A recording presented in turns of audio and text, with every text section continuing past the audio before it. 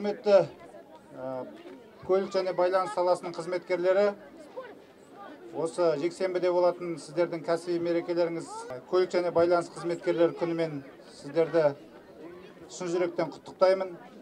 Өткен себебі бұл теміржол саласында, байланыс саласында бұл біздің еліміздің экономикасындағы өзіндік үлесі бар салалар.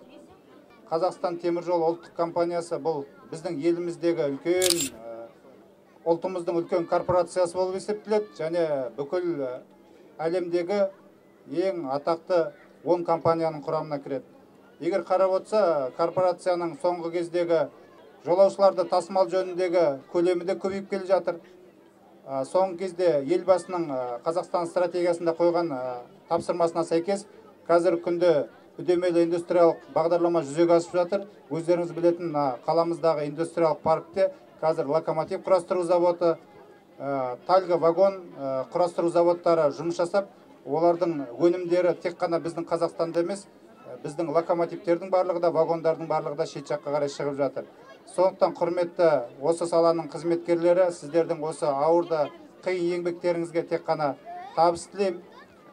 Елдің игілігі жолында жасап жатқан еңбектеріңіз елеулі болсын. Дендеріңізге саулық, отбасыларыңызға амандық тілеймін. Уважаемые работники сферы транспорта связи, поздравляю вас с профессиональным праздником. Действительно, сфера транспорта и связи является одной из ведущих нашей в экономике. Ежегодно растет пассажирооборот, грузооборот. Национальной компании «Казахстан Темиржола». Это компания, одни из ведущих компаний в нашей стране и тем более входит в десятку крупнейших железнодорожных компаний мира. Сейчас у них базовая деятельность пассажироперевозки, грузоперевозки. Помимо этого у них сейчас идет реализация производства и реализация продукции машиностроения. Это наши вагоны, локомотивы. По форсированной индустриально-инновационной программе сейчас работают эти заводы, и их продукция сейчас выходит на экспорт. Поэтому сегодня у вас хороший праздник, профессиональный праздник.